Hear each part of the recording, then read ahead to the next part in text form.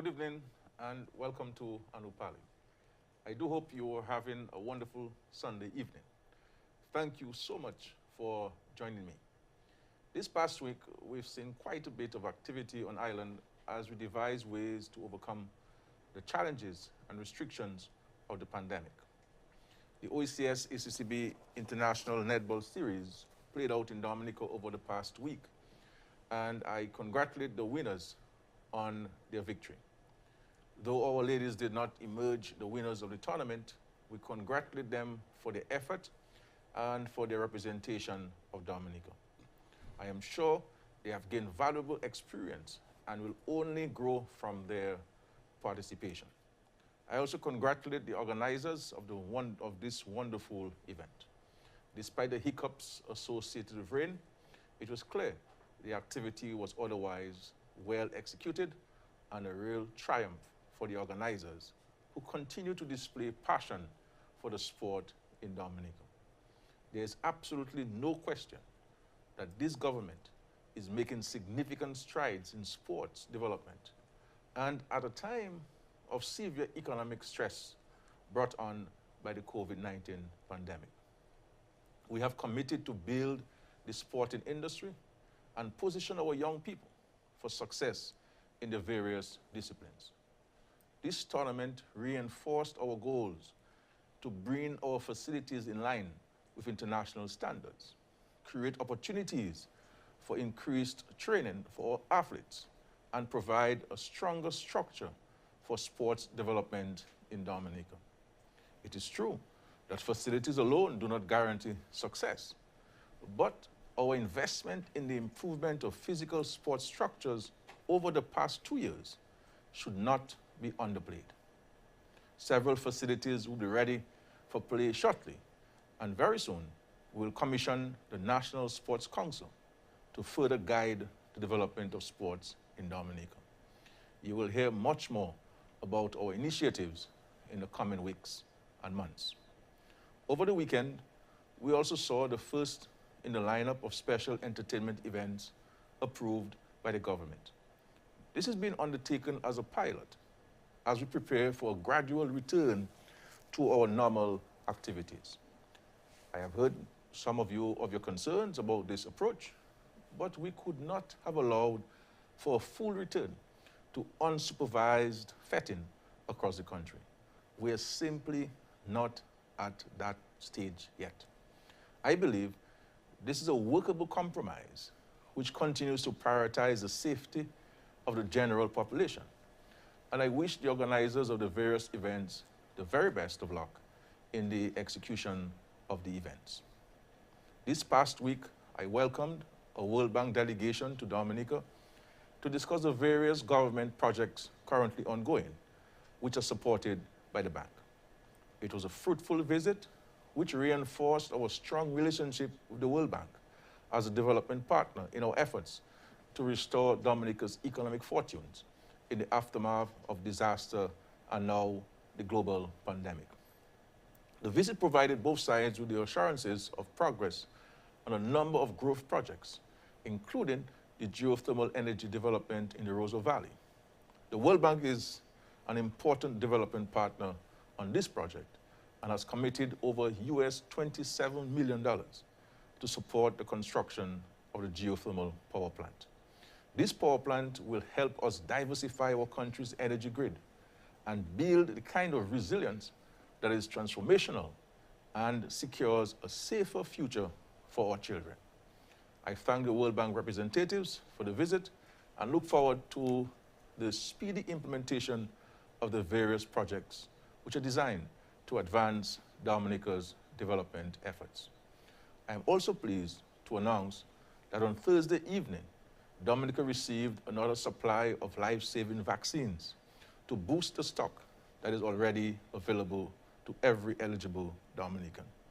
This time, we received a donation of 2,000 doses of AstraZeneca vaccine from the government of Mexico. I take this opportunity to thank the government and people of Mexico and reiterate our commitment to ensuring that our people have access to vaccines, testing, and specialized care to fight the COVID-19 virus. On this evening's program, we're discussing the transition from machine-readable passports to e-passports. Recently, the Ministry of National Security announced the transition period had been adjusted and would now expire in August 2022. This is, of course, a matter which is pertinent to every Dominican. On this program, we provide you with up-to-date information on the policies and initiatives of your government and how you stand to be positively impacted. This evening, we will find out much more about the e-passport and how you can apply. I've invited the Minister for National Security and Home Affairs, Honorable Reuben Blackmore, and Inspector of Police with responsibility for the Immigration Department, Mr. Derek St. Rose, to speak with us today and clear up some of the questions you may have. Gentlemen, good evening and welcome to Anupali. Minister, again, welcome. The government of Dominica has taken a decision to transition from the machine-readable passports to the e-passports. Why was this decision taken by the government? Again, good night to our wonderful listeners and viewers. And PM, as you know, this was not a knee-jerk reaction. But over the years, we have been receiving multiple correspondences from our partners for the need for Dominica to migrate to a more secure form of travel document, namely a passport. And the machine-readable passport from 2007 to now has served us well. But as we strive to build a dynamic country and to be part of the global stage of excellence, we have to ensure that we comply with international standards and best practices insofar as travel documents are concerned, namely passport. And that is the reason why we took the decision to migrate to a more secure form of travel document, a passport, namely the e-passport. Well, there are many people out there who want to know what is an e-passport and what sets it apart from the machine-readable passport. And I think the other question that people may want to pose to you is, what are the security features which make the e-passport the better option? Okay, firstly, PM, as the name suggests, e-passport is an electronic passport with what you call an electronic chip. And this electronic chip contains the same information that the data page of the holder of that passport contains, namely someone's date of birth, name, height, etc., etc. So that is also contained in a hidden fashion in that chip. And the wonderful aspect, insofar as enhanced security feature is concerned, in the e-passport is that it also contains what is called a biometric identifier. And that biometric identifier holds certain biometric information about the holder of that passport. In our case, we're using facial recognition. And therefore, the system that we have, the issuing system that we have, has a scanner. And that scanner is able to scan the peculiar personal facial characteristic of an individual. And therefore, someone applies for a passport, and the person meets the specification as to how the photograph should be taken. A comparison can be made where those peculiar features of your face can be measured, and we can come to the determination that that person who's applying for a passport is actually Honorable Roosevelt Skerrit or Derek Hunter. And that is, of course, is not contained in the machine-readable passport. So therefore, an e-passport is much more difficult to duplicate than the machine-readable passport. So you're saying that the government, and of course the government's advisors, are confident that the e-passport is certainly more secure than the machine-readable passport? One of the things, PM, that we have in the discussion as to what particular biometric that we should settle on. And there's a natural inclination that fingerprints is the most preferred, but fingerprint is a more traditional form. But the world is moving now to facial and what we call voice biometrics, which is considered to be even better facial recognition than fingerprints as we move forward. Okay. Now recently, Honorable Minister, the Ministry of National Security announced that the transition period had been amended to end on August 30, 2022, revised from July 2023. Why was the period amended? Firstly, PM, as you know, as I've said before, this is a very deliberate government, and we would not take the pleasure to actually put the public at any inconvenience. But the pace in which the world is actually moving right now, and the requirement for member states to have more secure passport, that time has dawned on us. And then we would not want a situation whereby any Dominican traveling with a passport that is considered to be antiquated can be denied entry to the United States or Canada or any one other country of the world. So it is something that we have to do. It is therefore a very ambitious project, but I'm confident that if we continue to do what we're doing with utmost precision, we can actually get it done. Now, this process certainly require increased manpower and no doubt space for the operations. What systems have been put in place to facilitate this process? PM, first of all, I have to commend you and thank you for your support and leadership thus far in the process, and actually the entire cabinet. And of course, as you rightly said, we have to ensure as we move forward that the ministry provide the public with the requisite guidance and to ensure that we do not have a situation where people are actually inconvenienced by having significant backlogs, et cetera, et cetera. So what we have done is to ensure that, one, we're improving the space at the immigration department. Anybody travels in that area, you will see that we have constructed a new building upstairs for additional space. We have also brought on board additional staff members to that section. Namely, 5 new, very bright, young civilians have been recruited. We have also recruited 4 additional persons, that is to say, people, recently retired senior police officers, because we're going to require additional supervision. And the civilian staff will be involved in data collection and the receiving of applications from the public. So we have to ensure that we avoid any possibility of backlog or inconvenience. We have also ordered additional workstations and also an additional printer. What we want to ensure that at every given period, we have a minimum of 2 printers. And by the end of this month, we'll be having 2 printers. And so far we're doing well. From what I've been advised, because the system is working well, I hope that process can continue. The immigration department staff have to be calling people to come to pick up their passport, which is important.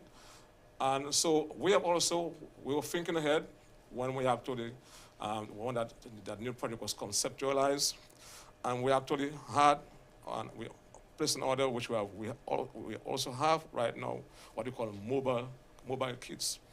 And those mobile kits has the same capacity that the system at the immigration department in Roosevelt has. So you can use those kits. It also is equipped with a camera, and your picture, your photograph can be captured instantaneously, and all your data and biodata information can be captured. And so far we're doing well. We started in Vegas and Portsmouth. We did 91 applications in Vegas and 148 in Portsmouth. And so for people who are very much related. And let me just take this time to really thank the people of Vegas and Portsmouth thus far, because they were very, very receptive to the police, and I really appreciate what we're doing. So what we intend to do is to bring that service to the doorstep of Dominicans in the various localities throughout the country. And as we speak, we are now in 2 other communities, and we're hoping to move forward in the future. Sounds good. And of course, you've also brought in an inspector of police on special assignment to coordinate Yes. certain elements of this. Yeah, coordinator, Ms. Powell. Sure. Now, let's bring the inspector into the discussion now. Inspector, you're making use of mobile units, and of course the minister referenced this. And they have been deployed so far to communities in an effort to reach segments of the society. This was launched at the start of February. How has this been going? Well, first of all, PM, I just want to thank the government of Dominica for this initiative. So far, things have been going very good, and the people are responding quite well. And what this has helped to do is to ease the congestion at the main office. And also, it has helped to save the people quite a few dollars, because they wouldn't, have to pay a bus fare from whatever community to town. And also, with the cameras, they get the photographs for free as well. So that has been going very, very, very well. I had the opportunity to visit the guys at the Vilcaz and Portsmouth, and I saw for myself what was really going on. Very good. Now, is there a schedule for the deployment of those units? I know for Portsmouth Vilcaz, and the minister referenced a couple of areas. And the other part to my question is, will those mobile units be available to citizens throughout the transition period? Yes, PM. As we speak, the mobile unit team are in St. Joseph and La Plaine. Next week, we are going to go to Maho and Grand Bay. That is on the 21st to the 21st. That's for the week of the 21st. And then from the 7th of March, we go to Marigot and Wesley. Then we go to Grand Bay and Castlebrus as well. So you go to some major communities throughout the transition period. Okay. Now, Inspector, can you give us an idea of some of the feedback you're getting from the public? You mentioned the fact that they don't have to come to town, and also they're getting the photographs for free. I know in Vilcaz there was a serious uptick of the service, and there was some positive feedback. Well, what are the other general comments you heard from the public? Well, actually, this is a good opportunity for the police to build a good relationship with the general public, the interaction and so on. So the response from the team is that they feel more connected with the public, and that is a very good thing. And just the service that the police are rendering, is so professional, and they really, really appreciate that. And we're getting some really good feedback. Okay, excellent. Now, Minister, how does the ministry plan to accommodate Dominicans who live overseas? I received numerous messages on the schedule for overseas. I know, for example, citizens will be able to apply at overseas missions in New York and the UAE and London. Yes. Let me just say, PM, that's one of the questions that we have been receiving, and to say to the public that the same processes still apply for persons wanting to apply for the e-passports as currently obtained with persons who have applied for the mission with every passport. And apart from these mission offices, what we intend to do also is to allow people who are living, Dominicans living overseas, outside the London or New York or UAE catchment areas, an opportunity in a similar fashion as to how we're doing right now throughout the country, by bringing the service to them. And so they will be provided also with that opportunity. And to say further, in addition to the service that is being given right now at our mission offices, we have been always consistently thinking ahead. We have ordered already what you call passport workstations, which will be permanent offices at the mission offices in the three locations that you just mentioned, which means, therefore, Dominicans living overseas who want to apply for a passport will be able to physically come to an office in a similar fashion as if to say that person's come to the immigration department in Roosevelt. And you'll be able to get the pictures taken, if you don't have a picture, and apply physically. And instantaneously, your information will be transmitted to the central office in Roseau for final vetting and issuance. So the only thing is that every passport will be issued by a central issuing system, which is in Roseau, Dominica. And that is done for the precise reason of ensuring that the security of the passport and integrity, those elements can be maintained at the highest level. Excellent. Now, the intention, I understand, is also to deploy mobile units across North America. Yes. Tell us about this. Yeah, so we intend, and to just to say further, PM, we have also ordered 2 additional mobile kits. So to bring our complements to 4. We have right now 2. And we're hoping within the next 4 months to have those additional mobile kits available. So we'll be moving to the Ministry of National Security. I've been working in concert with the Ministry of Foreign Affairs to ensure that all the logistics are put in place to facilitate that process when we will be moving to Canada, Texas. We're looking at Houston, and those other places where we don't have mission offices will be provided with an opportunity, Dominicans, and we'll bring the mobile kits to the doorstep also. So the idea is to target cities where there is a states where there's a large concentration of Dominicans. We are looking at Houston for Texas because we know there's a significant Dominican population in Toronto. And of course, we know we have someone in Toronto who can actually guide us in that process. So we intend to do that and to ensure that we provide a service to our Dominican people living overseas. Yes. I'm hearing the listeners and the viewers shouting, what about the Caribbean? Well, just to say, as we're hoping to finish with our local outreach program by way of our mobile kits on the 18th of March this year. Subsequent to that, we'll be moving to the Caribbean region. And of course, the French departments of Guadeloupe and Martinique with a significant Dominican presence, mostly in Guadeloupe. And we're looking at St. Martin, and we're also looking at St. Thomas, St. Croix, and Totola. This country is there. And of course, Antigua and St. Kitts, we have a significant number of Dominicans living in Antigua. So just listen for the announcements, but that will be done subsequent to the end of the outreach program in Dominica, which terminates on the 18th of March, and thereafter we'll be coming to the Caribbean. And to say further that we have trained 4 police officers who will be accompanying those kits, because the information, this kit has to be secured.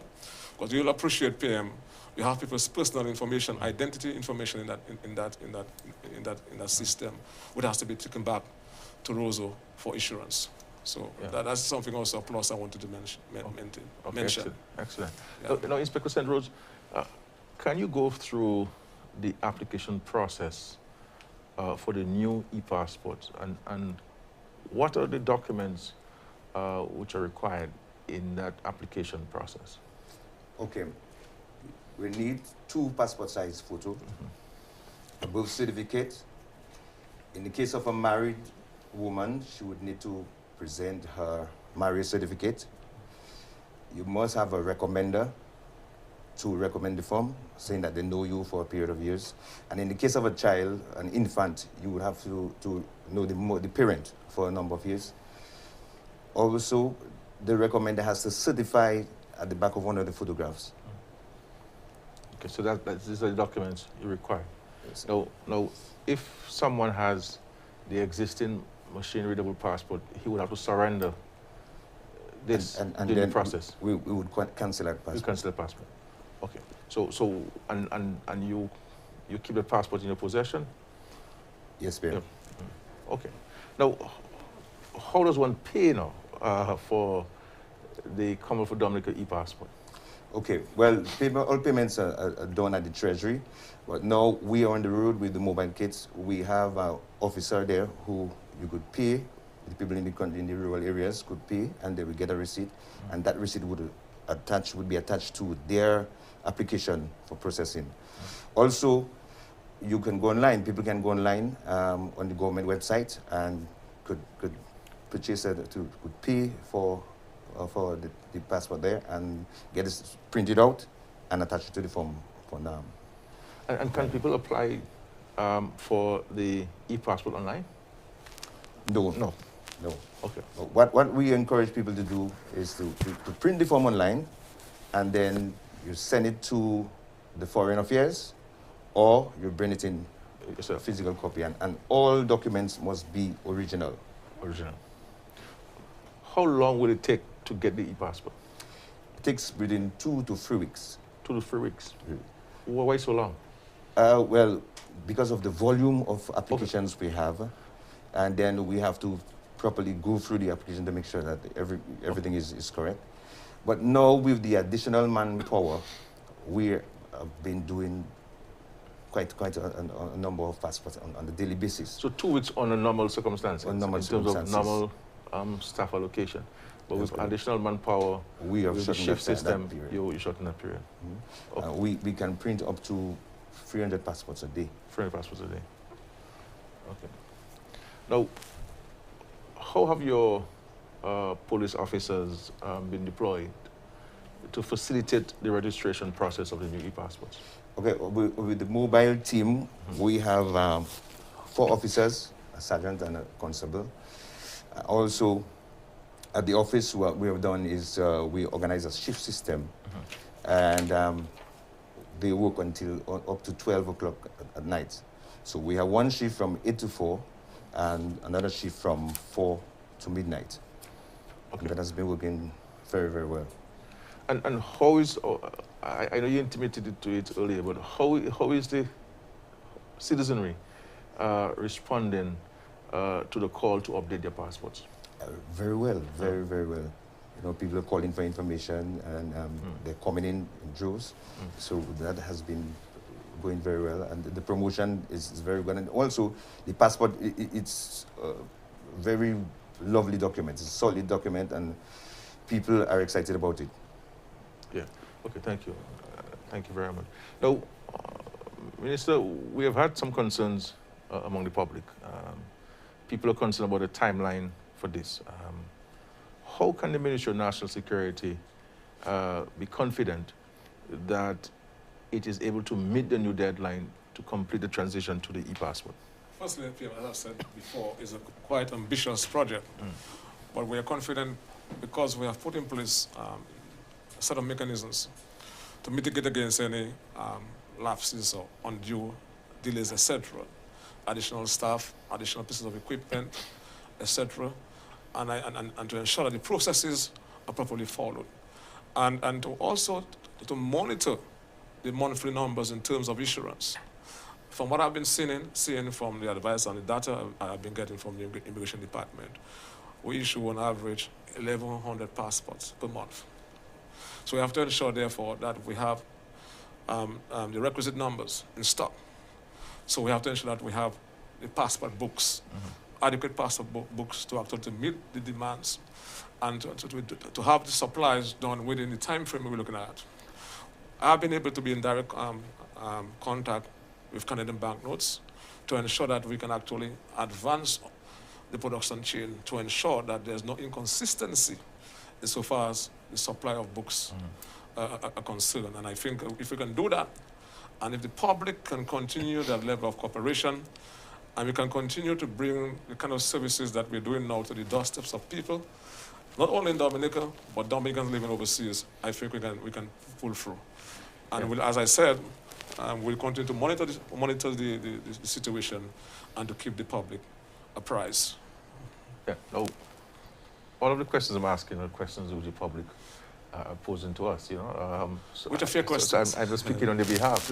Now, one of the concerns I have heard expressed among the members of the public is that their passports are not expired. And in some cases, they only obtained the passports last year. Why do they need a new passport? Firstly, and how do we respond to this? I've heard the complaint, and of course it's a fair complaint, and of course in a democracy you have to listen to all. But the passport is only current. A passport, let me not say that, I want to say it in a very nice way. A passport is the property of the state. And if a passport is no longer in circulation, it's not relevant. And so therefore, because we have taken the decision to phase out that passport, even if you were to have a mission with the passport, and that has at least has not been expired, it's inconsequential to the fact that the government has taken the decision not by way of a knee-jerk reaction or to cause any undue inconvenience, but by way of an obligation and responsibility that is must adhere to and to be part of the global process, because the time has dawned on us that we will not be able to use this passport to travel to certain countries, and that's the fact. So all of us in a similar situation. For example, PM, we had a similar situation in a member state who had originally given a longer period of time for the migration or the transition period to the new passport that they're doing. But because of certain realities, they had to come back to the drawing board and to shorten the transition period to a 6-month period of time. And when I look at the comments are similar to what are being said right now. The comments I am hearing now about people having, and it's a genuine concern to have, but that is something that we have to do together as a country, because you don't want to be in a situation whereby you have a passport, but the passport is nothing. The value of a passport is determined by someone's ability to use that passport to travel to multiple destinations. And if you cannot use that passport to travel to any country, it's almost useless insofar as traveling is concerned. And I think that's something we have to ponder on. But I've heard the concern, and it's their genuine concern. But we have to ensure that we move the world. Otherwise, Dominica will be seen as a country that doesn't want to be part of the world. Yeah. As I've said before, and I think there's a need to re-emphasize for emphasis that for the past 2 years, and you as the Prime Minister, you have seen it, I've seen correspondences from certain countries that we like to go to, warning us about the need for us to move, to a more secure passport, and you have been advised to go through the electronic route. And that's what you're doing now. And it's not because we want to do it through spite, but it's something that we have to do as a country. And of course, just to say that the passport is highly subsidized. 150 is nowhere close to meeting the cost. I want to say also because I've heard people say that why we have to pay to renew our passport or to get a new passport, and I just had a passport 6 months ago. But the cost of production, and that was before COVID-19, for one of these passports is in the region of $60 US, $60 US. $60 US. And then there was a recommendation, PM, you may recall, to increase the fee. And we took a decision not to increase the fee, to keep it there. So actually, the state right now is subsidizing that service because we have to bring in additional staff, the passport have to be processed, etc. We have to improve on the physical infrastructure to facilitate people, and it comes with a cost, and we have not increased the fee. And so strictly speaking, PM, the fee should have been increased based on advice that we were given. Now, are there consequences to ignoring the call to update your passports? And do the machine-readable passports become obsolete? Yes. If you fail to renew your passport, it means that you have a passport that is no longer in use. So that's the consequence. You cannot travel with it because the state has taken a decision to have it phased out. And that's what the world is asking for right now. So I think it's in the benefit of us, all of us, to ensure that we have a travel document, a passport, that we can use and travel through various destinations with ease and comfort. Now, one of the questions the public has as well is, what if one has a visa on the machine-readable passport that has not expired? What happens? Well, we have had several instances before. Like I'm in that situation that your passport have expired, but your visa is still valid. What is done, the passport might be stamped But you clip the passport with the visa to your current passport, and you have no problem.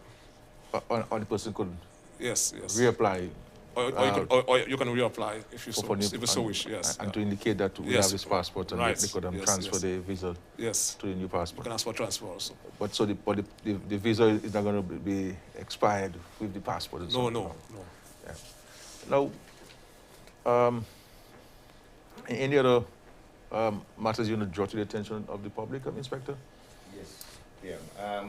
Who could obtain a Dominica passport? Somebody born in Dominica, or somebody who is a Dominican by descent, that is to say your mother or father is Dominican, somebody who is adopted by a Dominican, or somebody who is naturalized or registered. It's important to note that children under the age of 16, 0 to 16, the fee for the passport is $75, and adults $150. The children would get a passport for 5 years, a duration of 5 years, and the reasons for that is the children are growing, so their features change. At the age of 16, from 16, you can apply for your own passport. All first-time applicants must be interviewed, because we want to know who is applying and that sort of thing.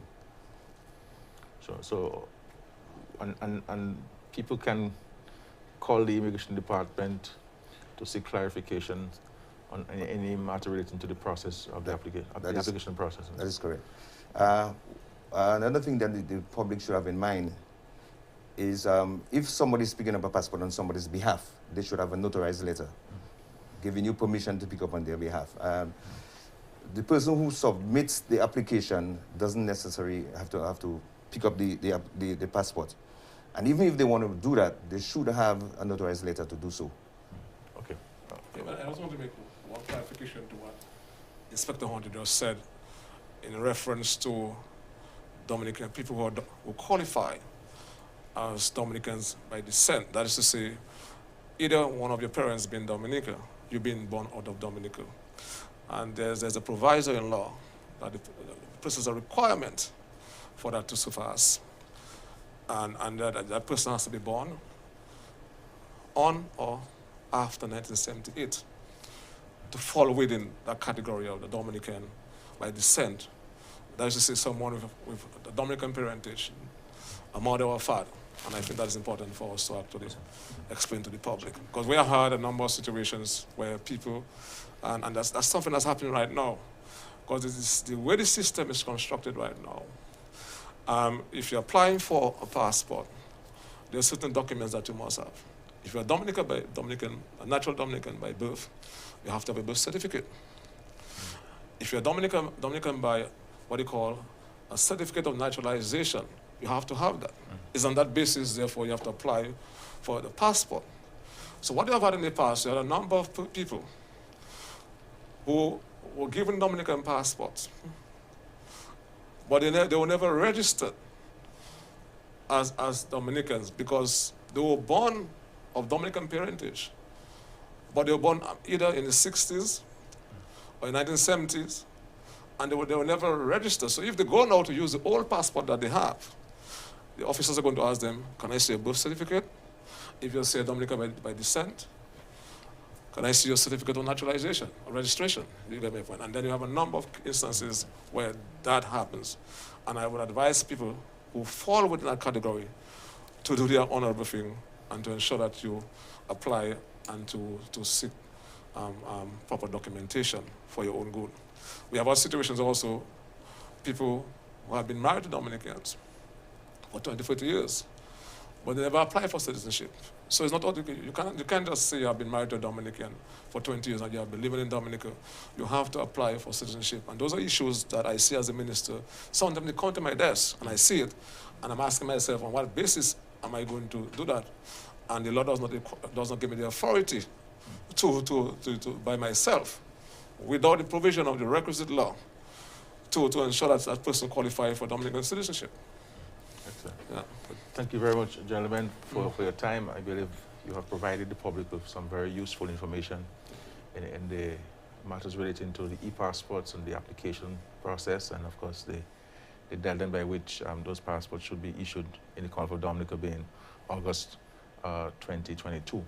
I wish the ministry and, of course, the Immigration Department well throughout this process. I am very confident that the team you have assembled and the systems you have put in place to facilitate the process of completion. I want to commend the Minister for National Security for his firm management of the process, and of course his very deep involvement in it and the leadership that he has provided to getting us thus far. And so I can say without any shred of fear of contradiction that had it not been for his leadership, we would not have been at this position, at this point of having this very secured travel document or passport. We're part of a global system. We have a duty and obligation as a member state of the global community to play our part in the security of our nation, but very importantly too, the security of other nations. And I'm happy that Dominica, and this is the second time that we have upgraded our passports. When we came into government, you write in people's name with a pen. And we moved to the machine readable passport, and then we are now here on the e-passport, which is a highly secured passport. I also want to commend the leadership of Inspector St. Rose, and please convey our sincere commendation and thanks and gratitude to your team, who working very hard in the process and so forth. And you've done a really exceptional job. And sometimes we complain about the system, but we have to commend the system when the system is working well, and we have people who are diligent with the execution of the duties. And I must say, Inspector, and you and your team have been doing a really fantastic job, and strong commendations. I know both of you are Calypso enthusiasts. I do listen to Blackmore's Calypso program every Monday, and of course you are my favorite Calypsonian. I think you almost neck and neck with Mighty DBS. Yeah. But which is your favorite Calypso? I'm not sure whether you're in a position to say, because what? If you talk regionally, locally? Locally, this year. For me? Calypso this year. No, you won't. You won't comment on this? I love carousels. Carousels? Yeah, the saw, can't saw anything. Okay. And Blackmore? Well, to be honest with you, I'm not sure what barometer I can use to measure the quality of this Calypso.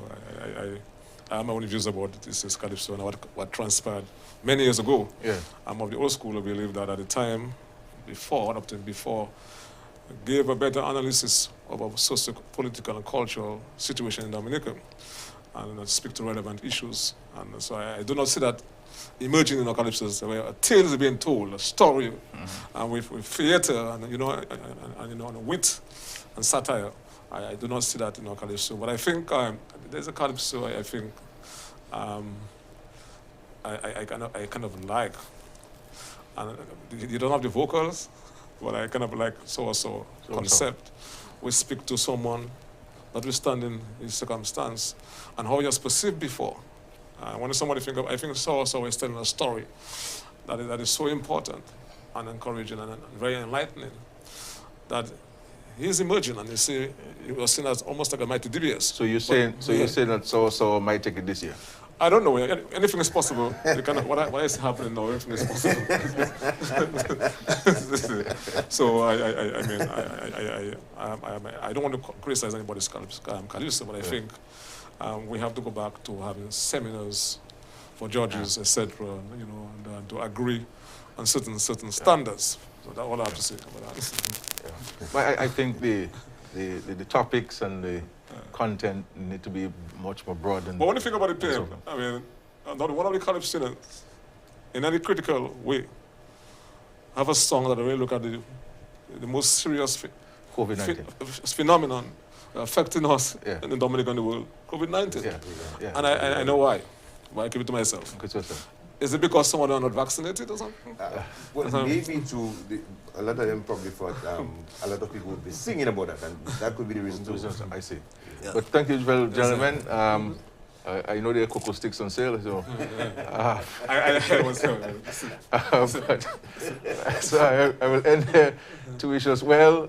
Let us go out and serve our country and serve our Lord. This is our country. Let us work together to get it to where we want to get to. You know, we all want Dominica to be in a particular area, but the question is, what am I doing to help Dominica get to that point? Criticisms are easy, but are we prepared to work diligently towards the realization of the Dominica that we want as a people? So reflect upon this. Have a wonderful evening, and of course, thank you for joining us on yet another Anupali. Thank you very much. Good night.